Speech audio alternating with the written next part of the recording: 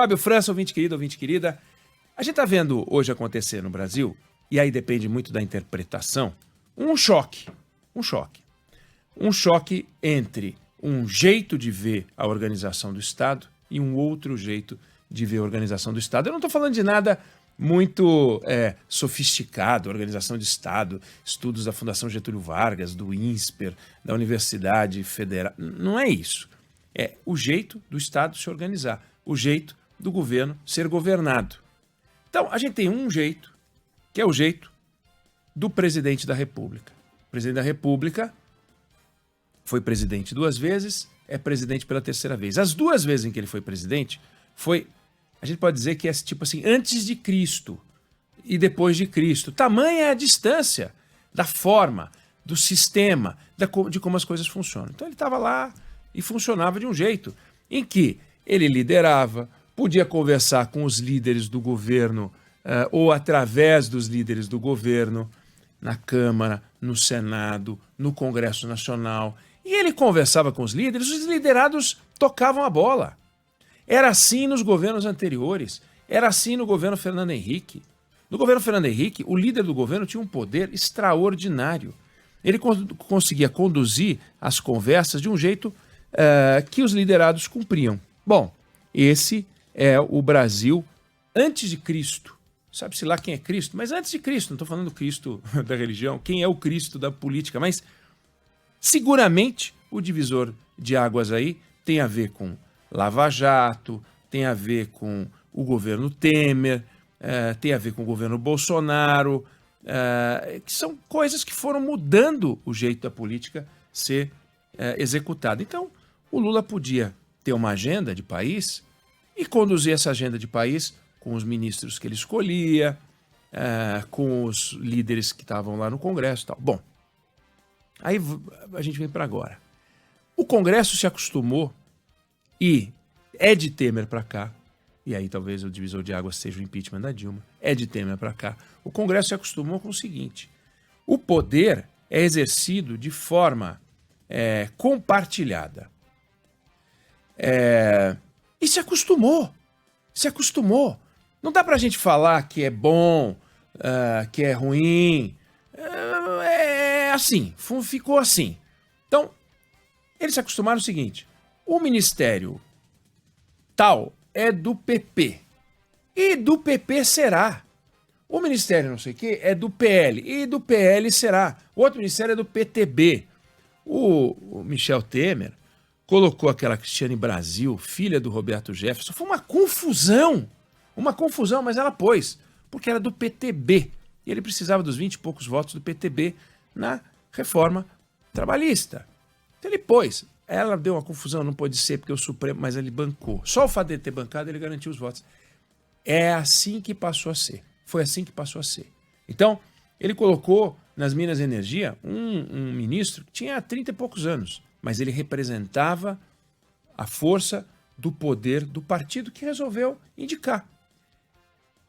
E assim Arthur Lira cresceu, assim as forças políticas se organizaram e assim o Congresso está acostumado. Bolsonaro resolveu fazer diferente, como o Lula. Aliás, mais radical que o Lula, vou botar só os meus. Tomou um toco, correu um risco e aí se abraçou ao Centrão e disse: agora é com vocês, vamos embora, bora.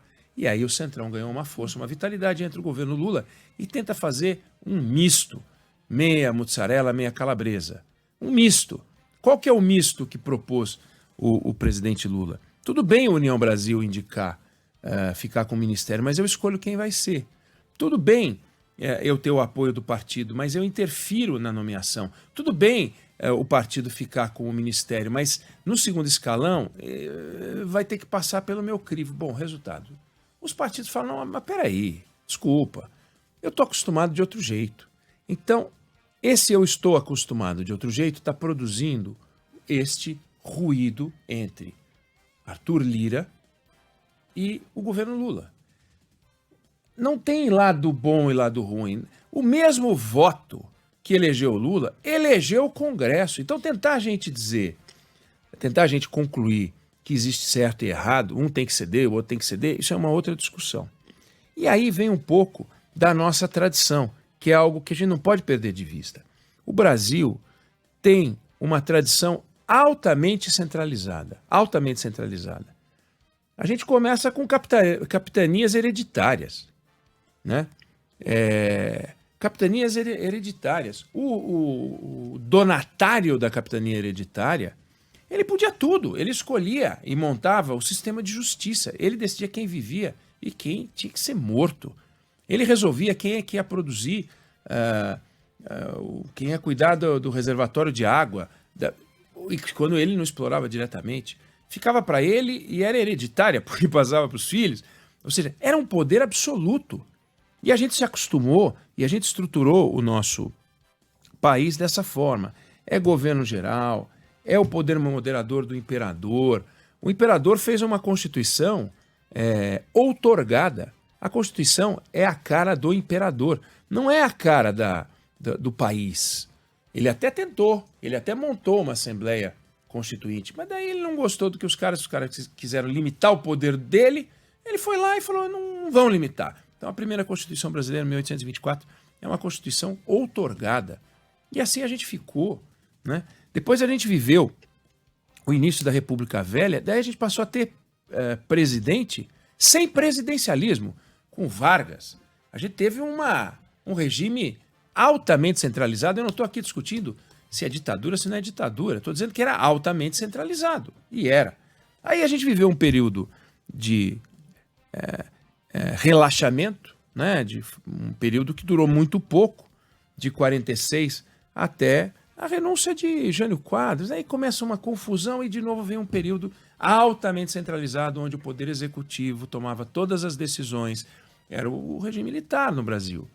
E esse regime militar produziu depois um governo, que foi o governo Collor, que tentou impor a sua agenda também e não conseguiu, foi afastado. E na reta final tentou abraçar os partidos dominantes, não deu certo. Mas ainda assim o Brasil era um poder mais central, basta ver o que o Fernando Henrique conseguiu. Basta ver, o Collor conseguiu confiscar a poupança das pessoas, a gente falou aqui, Fernando Henrique conseguiu a sua própria reeleição, né? Hoje, se o Lula quiser se criar o terceiro mandato, como é que ele vai fazer? Né? Espero que não tente, mas como é que ele vai fazer? Vai ter que negociar. Ele está negociando, tem que negociar tudo. Agora, qual é a regra? Não dá mais para ele sentar com os líderes e só falar com o Arthur Lira, ou só falar com o Zé Guimarães, ou só falar com o Jacques Wagner no Senado, ou só falar com o Randolph Rodrigues no Congresso. Não é o suficiente. Além de conversar com os líderes, vai ter que conversar com os liderados. Quando o Temer foi presidente, ele percebeu isso, e não é que ele curtia, ele achava isso um inferno na Terra, mas ele fazia. Senão ele não ia aguentar 2 processos de impeachment, teria sido empichado. Ele aguentou 2 processos de impeachment, transmitido ao vivo pela televisão. E ele conseguiu passar. E ele passou disso por virtude pessoal, porque ele era Temer o virtuoso. Não, era Temer o dedicado lá, cuidadoso de ficar falando com cada deputado, cada senador. E agora, os senadores e os deputados estão reclamando disso. Não estamos sendo tratados com o devido respeito. Sabe-se lá o que é o devido respeito? O devido respeito para um deputado pode ser verba. Para um outro deputado, o devido respeito pode ser cargo. Para o outro deputado, o devido respeito pode ser só um telefonema. Eu não sei. Eu sei que é de Antônio Carlos Magalhães uma frase dizendo: tem deputado que gosta de dinheiro, tem deputado que gosta de política. Não fala de política com quem gosta de dinheiro, não fala de dinheiro com quem gosta de política. Enfim. E a gente tem que olhar, portanto, que o presidente Lula talvez esteja tentando, nessa batalha, resgatar a forma como as coisas funcionavam antes, e ele está achando que é possível. Arthur Lira e os seus acham que não será possível. E a gente vê como as votações são complexas. O Fernando Haddad tentando aprovar algumas medidas que ele vai lá e costura, aí o cara reclama para ele do Rui Costa. Aí depois reclamam para ele do Padilha. Aí reclamam para ele do Ministério do Turismo. E o presidente fica achando o seguinte: não, se eu trocar o Rui Costa, Se eu trocar o Alexandre Padilha, se eu trocar a ministra do Turismo, que eu já esqueci o nome, Daniela, né? Daniela Carneiro. Aí tá tudo bem, tá resolvido. Não é assim, ele vai trocar a Daniela Carneiro, o problema vai continuar, porque a União Brasil quer mandar. E o Lula quer que a União Brasil só indique o ator que vai representar o papel cujo roteiro foi ele que escreveu. E não vai... Aí vai ficar difícil. Então, essa queda de braço, que eu falei com visões de Estado, pode até parecer nobre demais, não tem nobreza nenhuma, não. Tem assim, é meu, eu mando. E o outro dizendo, é meu, mando eu. Não dá para dizer quem está certo e quem está errado. A gente vai saber quem vence e quem não vence. Porque na política não tem certo e errado. Na política, você pode falar que tem coisas éticas e coisas antiéticas, né? Você pode falar que tem coisa legal e coisa ilegal. Mas certo e errado não tem. Qual é o jeito certo? O jeito certo é o jeito que você vence. Claro, não pode fazer ilegalidade. Não pode fazer coisas antiéticas. Mas tirando o antiético e o ilegal, é se dá certo ou não dá certo. Você vai aprovar a reforma tributária? Vou. Vai aprovar com aquilo que você entende que é o modelo de país ou vai passar uma reforma tributária ali que é a cara do Congresso? Eu não sei.